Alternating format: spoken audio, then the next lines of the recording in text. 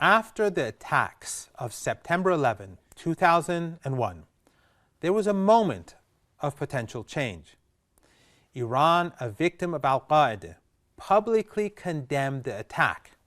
At that time, Iran did not know that in Tel Aviv and Washington there were those with foreknowledge.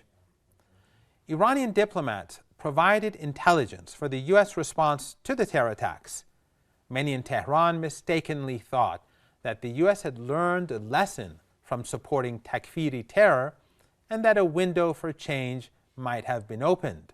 This was swiftly shattered on January 29, 2002.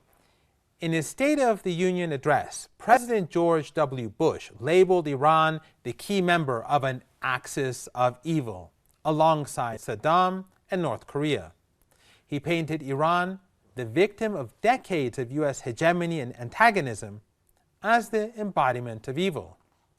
Following the revolution, the U.S. created a sanctions regime that gradually intensified.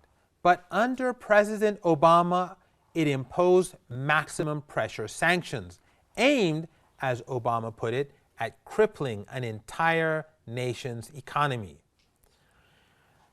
This wasn't just America banning its own trade. This was financial imperialism on a global scale.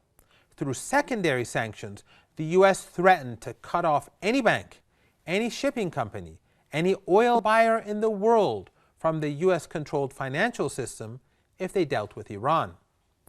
The impact on many vulnerable Iranians was very high. High inflation wiped out savings. A critical shortage of specialized medicines and aircraft parts led to many deaths. Western media claimed the sanctions were targeting the government, but they were clearly collective punishment. They imposed suffering to bring about societal collapse or capitulation. In 2015, after long negotiations involving the US, Iran, and 5 world powers, a nuclear deal was achieved. Of course, world powers is a dubious name for the UK, France, and Germany. The Joint Comprehensive Plan of Action, or JCPOA, was signed. Iran agreed to dismantle most of its centrifuges, ship out most of its enriched uranium, and open its facilities to the most intrusive international inspections ever devised. In return, the P5+1 countries would lift the crushing economic sanctions. The International Atomic Energy Agency confirmed repeatedly that Iran was in full compliance.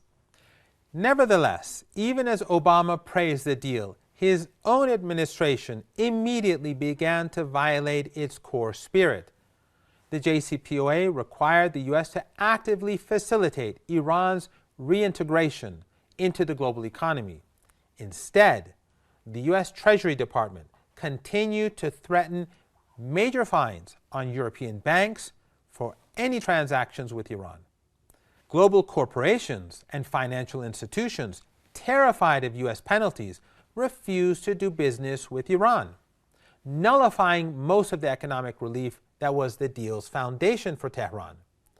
To Iran, this proved that America negotiated in bad faith, using diplomacy not for peace, but as another tool of warfare.